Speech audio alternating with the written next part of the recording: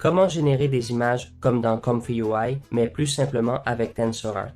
Allons voir ça. On va cliquer sur Créer et choisir le mode flux de travail comme dans Comfy UI. C'est génial de travailler avec des flux. Et pour moi, Comfy UI est l'une des meilleures applis de création d'images actuellement. D'ailleurs, on a un tuto complet sur Comfy UI sur la chaîne si ça vous intéresse. On va créer un nouveau flux.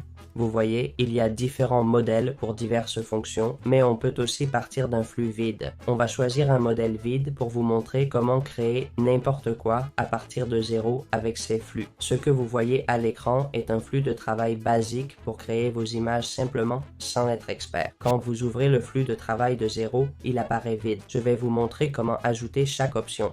Alors, comment ajouter les options? Double-cliquez n'importe où pour ouvrir le chercheur de nœuds. Chaque section est un nœud. Cherchez ce que j'ai mis. Un loader, deux scripts text, un empty latent image, un ksampler, le VAE code et le save image. Je ne vais pas détailler chaque section. Pour comprendre leur fonctionnement, regardez notre vidéo sur la chaîne Comfy UI qui explique en profondeur chaque option. Bon, si vous voulez créer votre image, commencez par l'empty image à relier au latent image du ksampler. Ça détermine le format de l'image finale en gros.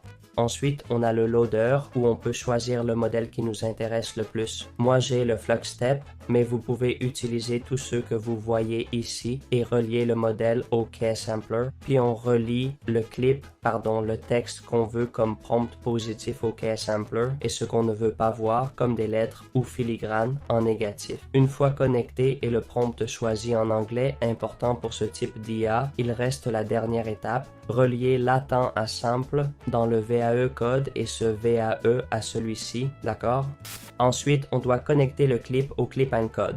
OK, le texte en code. Puis, tirer un autre du même clip vers le texte en code et enfin relier image à image du VAE code à Save Image. Tout connecté et les prompts en place, il suffit d'exécuter pour créer notre première image avec ce workflow basique mais fonctionnel. Vous pouvez complexifier les workflows à volonté, explorer divers types et même améliorer vos images. Avec ce workflow, vous pouvez prendre une image et créer une section pour l'upscale. Comme vous le voyez ici, on a l'upscale.